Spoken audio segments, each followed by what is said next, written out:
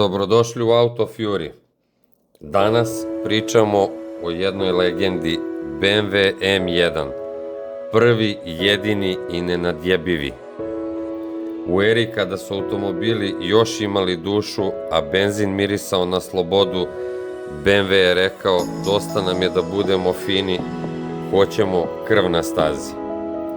Tako su 1978. godine proizveli BMW M1 model, prvi automobil iz BMW Motorsport odelenja, jedini M model u istoriji koji ima centralno postavljen motor.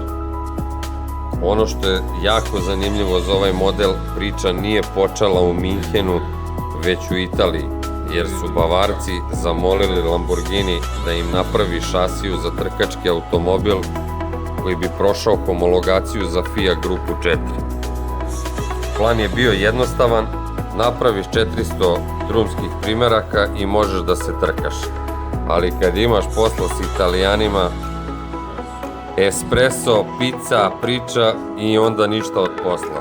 Lamborghini kasni, problemi se samo gomilaju, BMW pucaju živci, vraćaju nazad proizvodnju, uzimaju stvar u svoje ruke i kreću sami da proizvode model kod sebe kući.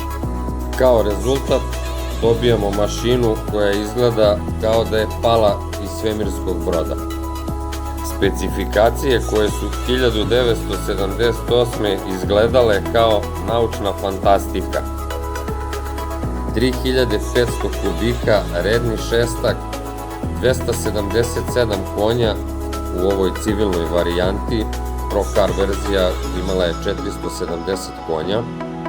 Ubrzanje od 0 do 100 bilo je za 5,5 sekundi, a najveća brzina 262 km/h. Menjač 5 brzina ZF-ov, pogon, naravno zadnji, pravi, jedini muškarac pogon, težina 1300 kg i proizvedeno je svega 453 komada. Tako BMW ulazi u Pro Car Championship, trke gde bogovi tuku bogove. BMW inače nije hteo da čeka pravila, napravili su Pro Car seriju gde su M1 automobili dobijali F1 vozače, među njima i čuveni Lauda.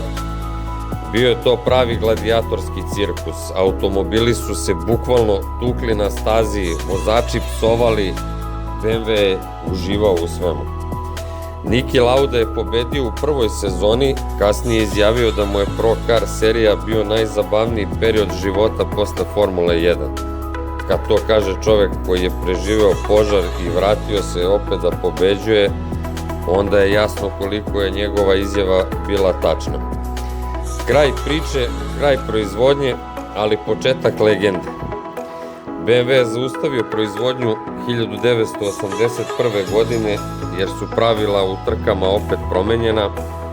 M1 nikad, nažalost, nije doživeo potencijal u Le Mansu, ali je ostao ikona, vizija i ideja da BMW ne mora da pravi samo limuzine za advokate i doktore, već i svemirske klinove koji mogu da cepaju asfalt. I sad legenda živi, negde u pravim garažama, negde u vitrinama.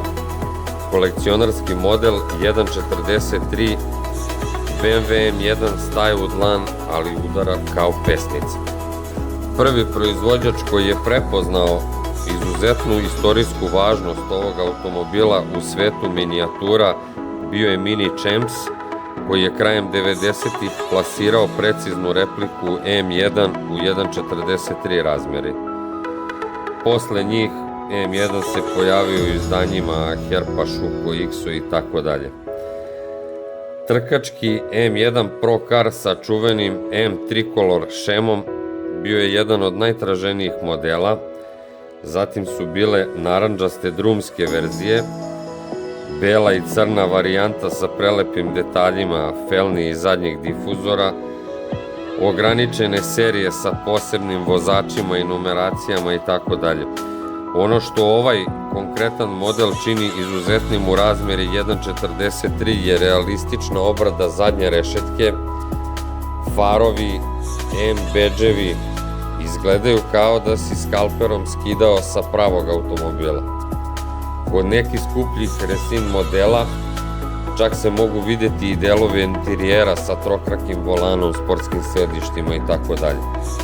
Za ozbiljne kolekcionare BMW M1 u razmeri 1.43 je obavezan komad, bez njega kolekcija izgleda kao garaža bez ulaznih vrata. Može da stoji, ali nije to to. Ako ti je kolekcija ozbiljna, moraš da imaš M1. Ako ti je duša u automobilima, moraš da znaš njegovu priču. A ako ti je srce u oktanima, znaj da si upravo preslušao testament jednog od najluđih Bavaraca svih vremena. Auto Fury, ovo nije model, ovo je M1.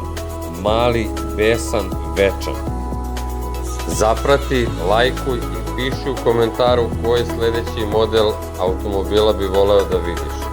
I zapamti, Auto Fury, mali auti, velika strast.